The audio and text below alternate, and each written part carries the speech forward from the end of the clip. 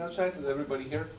Thank you very much for that introduction, and thank you for the organizers for giving me this opportunity to come and speak a little bit about my research. Our our group has been doing some work on dynamic data-driven systems for a few years now, so I'd like to talk about that. But let me ask, how many of you are students in this room? Very good. I'm so delighted to have you here because I think this is the future of the world, this is the future of the country, and to see such a great proportion of young people taking an interest in advanced topics in technology in general, computer science in particular, is very heartening to my soul. So what I would like to encourage all of you to do is, anytime please stop me and ask questions.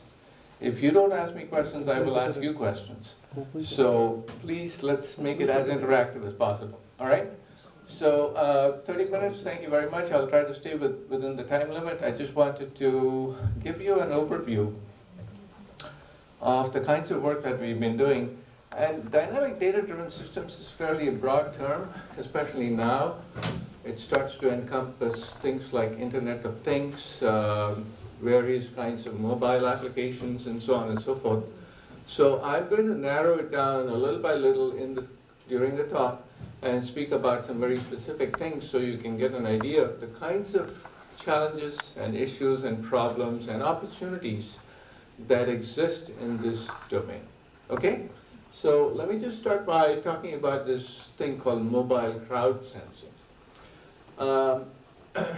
This is a little bit of a slightly subtle term, mobile crowd sensing, because it involves both voluntary and involuntary, what we call crowd sensing applications. So what is a crowd sensing application? Every one of you has some kind of a mobile device, and that mobile device is actually sensing various things about you and the environment around you. In particular, I'm going to be focusing on location, right? So I think everybody knows that all of your mobile phones have location detection device capabilities, and those location detection capabilities are used practically all the time. In fact, let me start with a quiz. How many people know that you are sitting in this room right now? Take a guess. Yeah. 5 people? 5 people. Not people you know, but people you don't know, unknown people. I would say 50,000 people know. Why? Because all of your apps are sending information that you are sitting here next to that person and tracking your every move, right? And that can be a good thing. Why do you have your location enabled on your phone? Because it's useful for so many things, right? In particular, this is very useful for various things like traffic monitoring, news coverage, urban planning, intelligence data collection, and as you probably know, disease surveillance, which is a very, very hot topic today in a certain country of the world, is very susceptible to these kinds of, and also these kinds of technologies are very useful in those kinds of monitoring applications. Do I need to stand here? Can you hear me if I stand here? Okay, just tell me if you can't hear. No, don't worry, I'll go back. Okay, so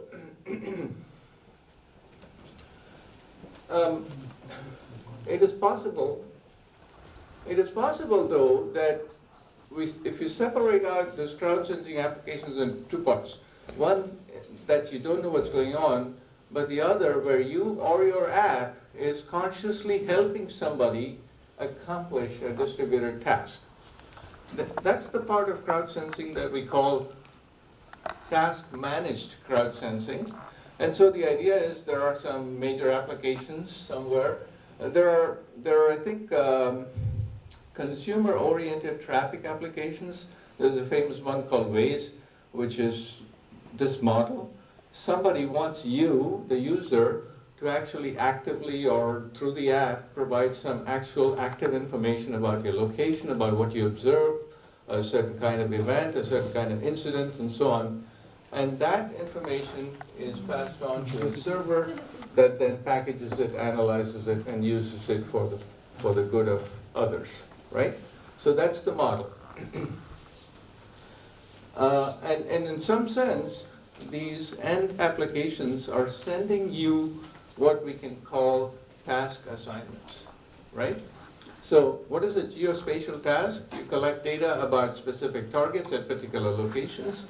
If you think about the Waze application, you can think of traffic jam in Gantagar, and somebody reports it, right? So you are the participant that's reporting it. Waze is the application. But you need to have some kind of a task entity, manager entity, that gives different people these tasks, all right? And so that's the kind of scenario I'm going to discuss in a little bit of more detail just now.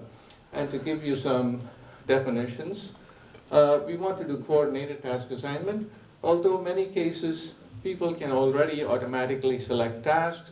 And you know, social media things like Twitter and Instagram are an example of autonomous task selection. Nobody asks you to do it. You just observe some event, you observe something, and you say, okay, I should report it. That's autonomous task selection. Okay? However, what are the issues in task management? Well, as you might imagine, I'm here to talk a little bit about privacy. I asked you this question about how many people know you're in this room. You can use it for good, others can use it for good, but it's also something that everyone has to be a little sensitive about, and so sooner or later, or at least in some situations, everybody is going to be concerned about their privacy, right?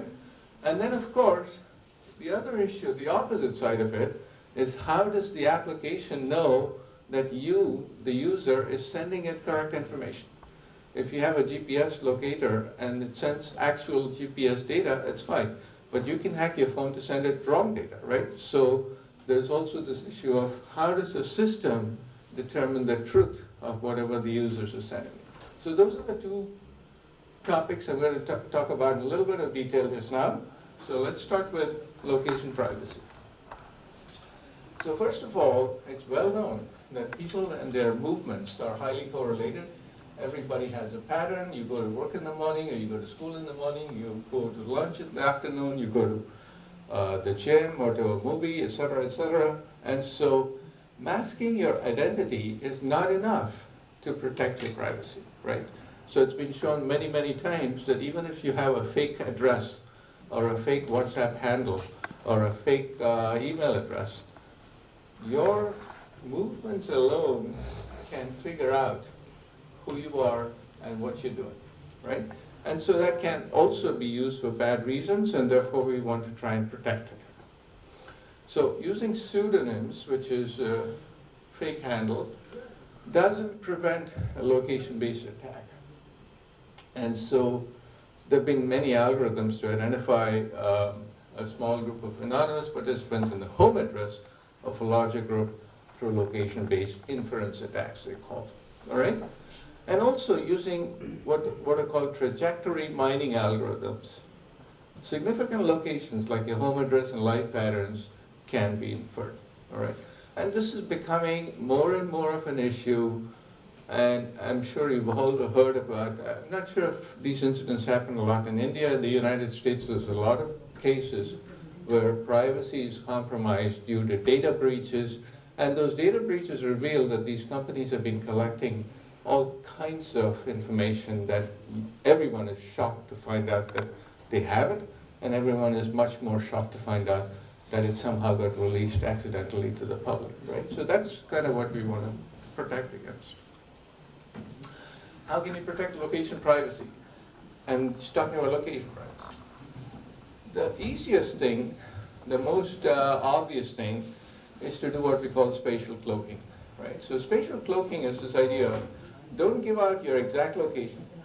Just say you're somewhere in the west wing of the 4th floor of the Center for Advanced Studies, right? And that cloaked information may be enough for many, many, many applications. You will not lose any of the benefit you have from the location, but you can avoid people from knowing your exact location. That's the whole concept of spatial privacy, all right? And then there's also what we call aggregate location with differential privacy. And this is a more statistical thing. So for many applications, they don't need to know every individual's exact location. They need to know aggregated information. And even aggregated information is subject to inference attacks. And so what people do is they come up with this technique called differential privacy, which takes an aggregated statistical data about some, let's say, location information. 17 students in BTech 4th year are in this room, and changes that into a statistically equivalent average or number, which prevents statistical inference of various privacy things.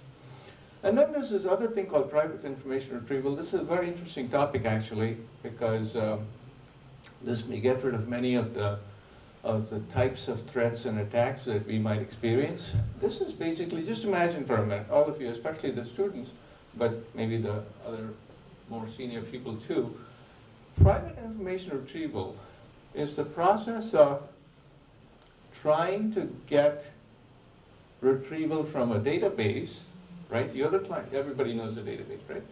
So you're the client, you issue a database request, the database gives you back an answer. Can you do this with the database not knowing anything about you? That's called private information retrieval, right?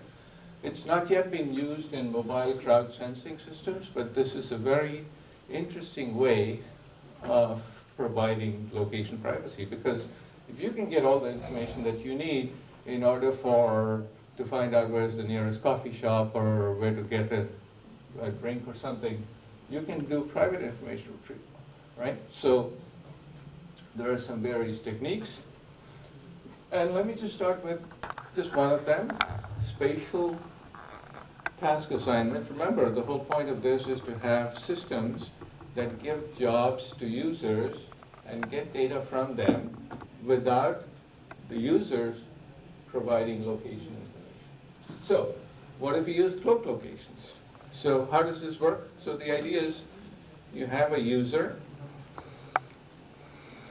and instead of giving their true, exact, original yellow location, you just provide a cloak location, which is a blue box. And you can make the box as big or small as you want.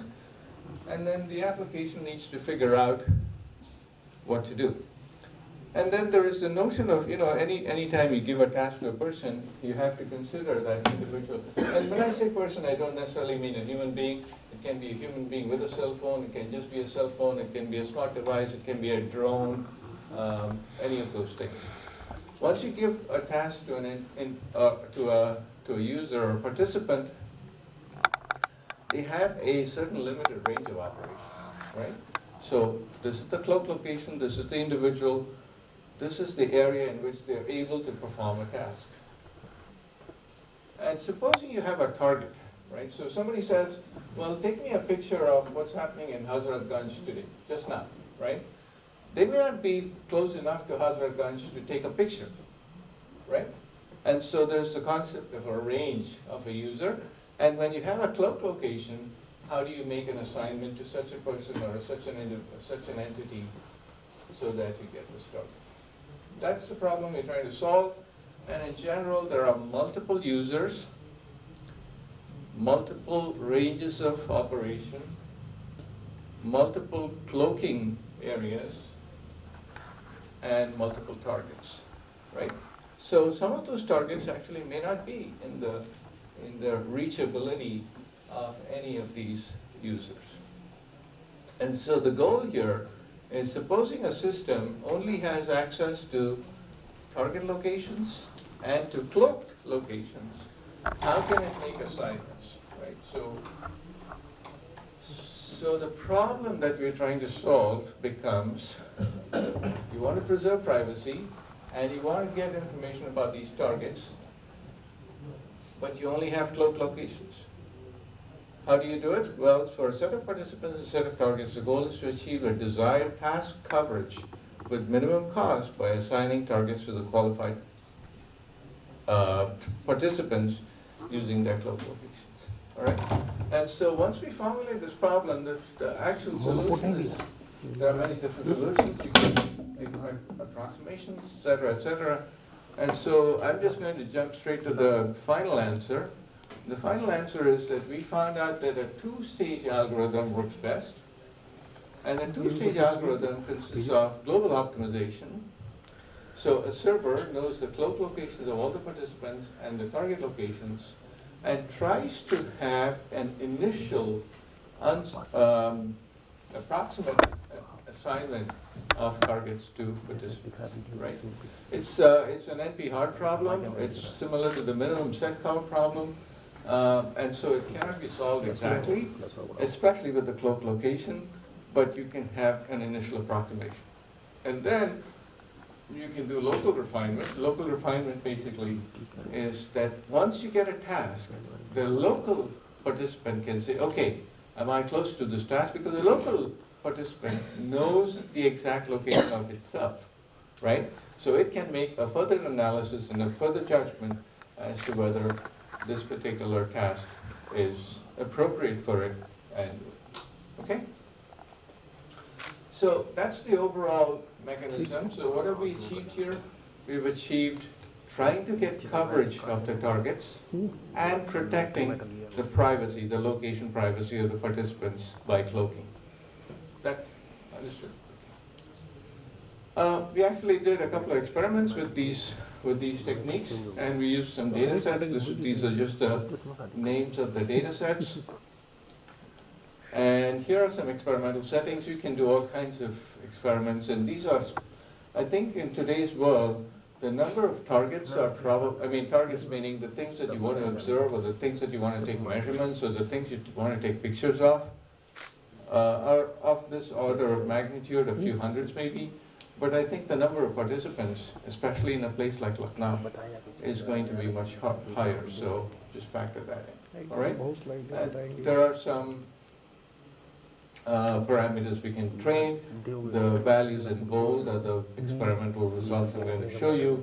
And there's also the coverage goal, right? So obviously you want to achieve 100% coverage. Let's see if it's possible. It turns out that it's not so easy.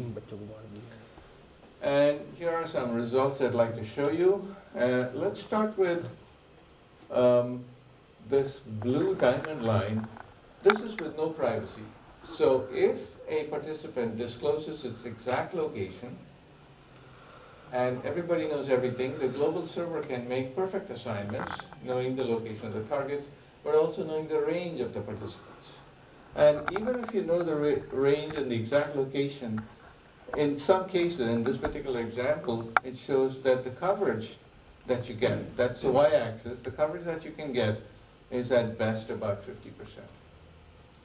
Now, if you add cloaking, that makes the problem much more difficult and also much less accurate. And so we tried various methods to improve the accuracy, and going from top to bottom, you can see that the best one here, which is called AKtU, which is estimating, basically what do these algorithms do? These algorithms say, oh, you give me a cloak location. You're somewhere in this building, right? But I need to give you an assignment. Go to the center of this 4th floor and find out how many students are still waiting to get into the lecture hall, right? So that's an assignment. How do you do it?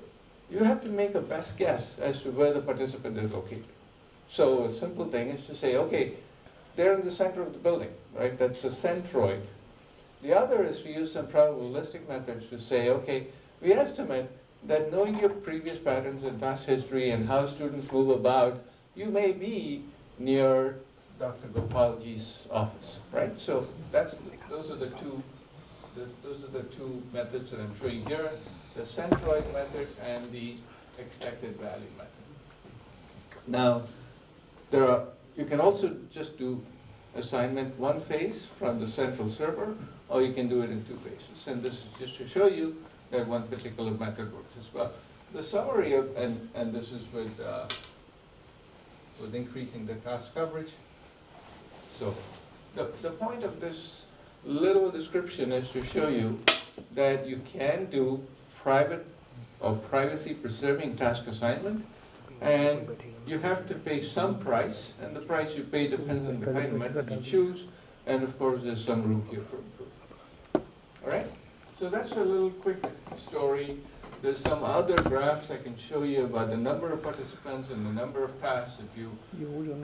If you increase the number of participants, this is changed y-axis. This is the cost, the penalized cost. That is how much is uncovered and how much do the participants need to travel, right? So as we increase the number of targets, fewer targets get covered, and therefore the penalty goes up, and that's what that's been trying to show. If you increase the number of participants, you have better opportunity, a better chance of covering more targets, and the penalized cost goes down. Again, it varies by the method you choose. So those are just some examples. I just want to mention quickly, often the targets and the participants are not in a one fixed place, they're moving. Now if you want to add privacy on top of that, how do you assign participants tasks when they're moving, but you don't know their exact location, all right? And so I don't want to go into the details of this, but just look at this picture for a second. This is the exact movement of a participant.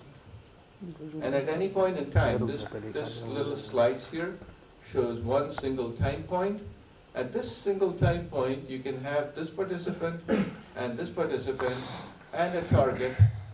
And if you know all the information, you can say, oh, participant P2 is best suited to take a picture of target T1, right? Because they are obviously closer. But if they are cloaked locations, that is, they are moving somewhere, but they're not in a one-dimensional line, they're in some kind of a three-dimensional tube. You can think of that as a cloaking that is going through time. Then it becomes a much harder problem. So if you have uncertain trajectories, then we have a different problem, right? So this is the next challenge and the next opportunity that we're trying to solve. And the other is if the targets themselves are moving, right? So as you know, the spread of disease, I mentioned this again, this is a serious issue, very important and serious issue. And you can imagine privacy concerns are very important in this kind of scenario as well. So these targets, somebody is saying, okay, just tell me if you notice anybody having a cough or a fever near you in this building or in this room. And they're moving and you're moving, how do you make those assignments, right? So those are the two kinds of open problems and open challenges I would like to let you know that we are working on, but some of you may be interested in exploring this area as well. I have a process that we want to go through briefly. This involves data collection, participants report collected data. The collected data are integrated into a simulation. The simulation gives, and then there are uncertain trajectories. And there's a mobility model, so we know the patterns of how people move and targets move.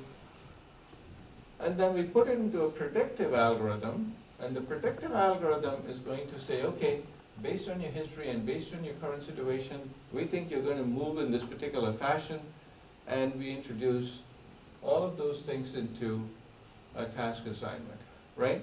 So what does the task assignment do?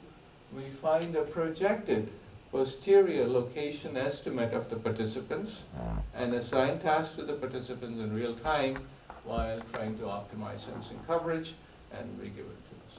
So this is an overall picture of the kinds of methods we may want to use in order to get accuracy while preserving privacy. And that's really the point of my talk.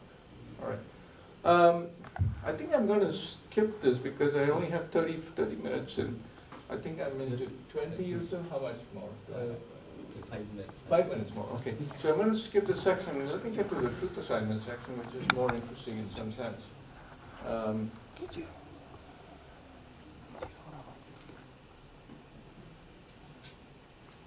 Truth inference. So let's jump to the other side. So you made these assignments and you told all of these users to report something. How do you know they're telling the truth, right? And so when you collect all these responses, we want to make some assessment, some estimate as to whether the reports from these tasks have correct truth values. So let me give you a quick example. And the example is, supposing there are some khaddas in the road, which is somewhat common here, I think. You have, this is actually the Waze app, and it reports various things, and yeah. So what is this picture? This picture is that you have users, and you have locations, and you have events. And if you look at this actual ground truth, so supposing there's some oracle who knows the actual truth, it may be that at time t1, location L1 has an event, and we can just say these are all the same type of event. You can have multiple types of events, but for now, let's just say they are the same type of event. This is what we call the ground truth. This is the real truth. The problem is these people may be reporting either the truth or the opposite of the truth, or not making any report at all, right? And so the goal here is to try to find out what the actual truth is based on the reports. And before I tell you about how that might work, we also try to model the reliability of a user. We have trustworthy users who always try to report the most honest answer. So they have a high true positive and a high true negative rate, and a low false positive and false negative rate. And then you have untrustworthy users who say the opposite things for whatever reason, and then you have passive people who generally don't report anything, right? So we want to put all these into a model. Again, I don't want to go into the details of the model, and then here are some results I can show you. What's the best way to find the truth? The best, easiest way is voting. If 3 people say, yes, there's a problem here, or 3 people are at a location and 2 of them say there's a problem, 1 of them is passive or false, then you can simply do majority voting and say, okay, we can conclude that 2 out of 3 have reported as a yes or a true, and therefore it's true. Voting is the simplest method. But it doesn't perform very well. This is just a combined measure of accuracy and closeness to ground truth, essentially, right? And so these are some graphs that show what happened when you use various extensions. You can do time series estimation, you can get better results. You can do Bayesian estimation, you can get even better results, and so on and so forth. And then, of course, we found that we have something called Bayesian estimation plus counter filtering to do projections of the trajectories and so on, and you can get better and better results, right? So obviously you can never get to the exact ground truth, and so this is just an example to show there's opportunity in the algorithms that we develop in order to take a set of reports from users and say, can we combine them together to get the best estimate knowing all of these parameters? And it's a fairly complex problem. Sir, please conclude. Sorry? Please conclude. Please conclude, yeah, okay. Then this is just a case study to show you. So here's my concluding slide. I talked a little bit about privacy. Basically, a user shares locations and preferences, and you make task recommendations. And then we talked a little bit about truth inference, which is also subject to privacy because, yeah.